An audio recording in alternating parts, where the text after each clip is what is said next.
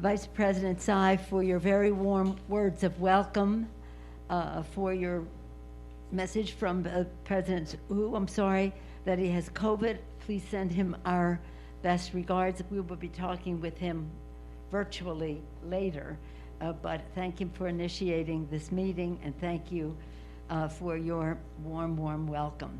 It's an honor to join you, Mr. Vice President, as well as your distinguished members of your leadership here. Thank you so much for your presence and your kind welcome. I accept all the kind words that you said about me on behalf of the Congress of the United States, because all of that was done in a very strong bipartisan way in support of Taiwan.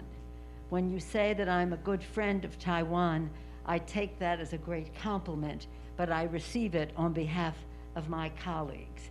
You acknowledged you mentioned them at the beginning, but I'm very proud of the distinguished party that has come with us. On our visits on congressional delegations, we have three purposes. One is security for our people, global security. Two is economics, to spread as much prosperity as possible. And three is governance. Mr. Vice President, so many of the legislation and other initiatives that you mentioned were possible because of my members of this delegation. The chairman of the Foreign Affairs Committee in the House, Gregory Meeks, has been an ardent leader in terms of these human rights initiatives across the world, but in particular the ones that you mentioned.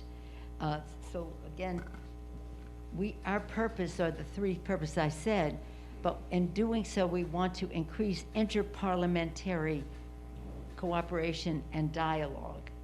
And we do so at a time when our president has put forth an Asian Pacific initiative, which we support, and we want to be specific in terms of how we work with Taiwan in that regard. Acknowledging Chairman Meeks's leadership in regard to so many of the initiatives you mentioned, I'm sure we'll have some discussion about that, and you'll hear directly from him. We come in friendship to Taiwan. We come in peace for the region, and our chair of the Veterans Affairs Committee, Mr. Takano, representing our veterans, understanding the value of peace and the avoidance of conflict. I'm sure that he will speak to us about that, but I want to salute him for his protection of our veterans, not just our veterans, but the veterans of all countries engaged in war. Thank you. We talked about the economy. Thank you for bringing up the CHIPS bill. All of these members were instrumental in passing that important legislation, which we think offers greater opportunity for U.S.-Taiwan economic cooperation.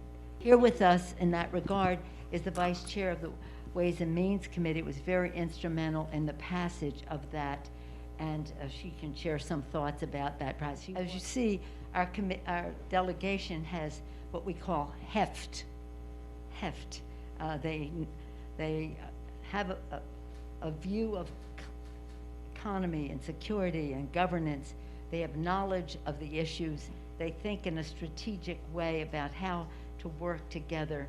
They came here, we all did, to listen, to learn from you as to how we can go forward together. In terms of governance, we commend Taiwan for being one of the freest societies in the world, for your success in addressing the COVID issue, which is a health issue, a security issue, an economic issue, and a governance issue. We congratulate you for that. And as we continue to work together, we want you to know how proud we are of Sandra. She told me just to address her as Sandra, our director, and she has our confidence, and we're very proud of her leadership.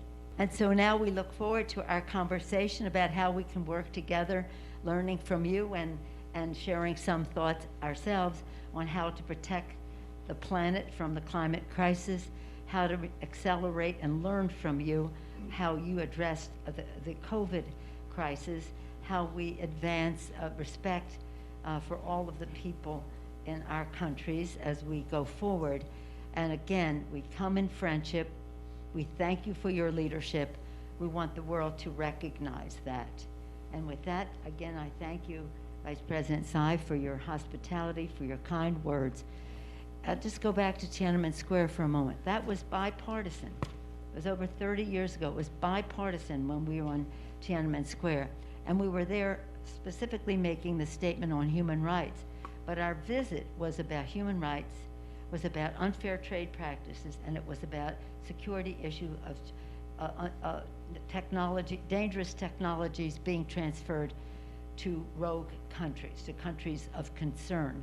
So for over the years, it's always been about security, economy, and governance. So we look forward to our conversation, and I think we're right on time.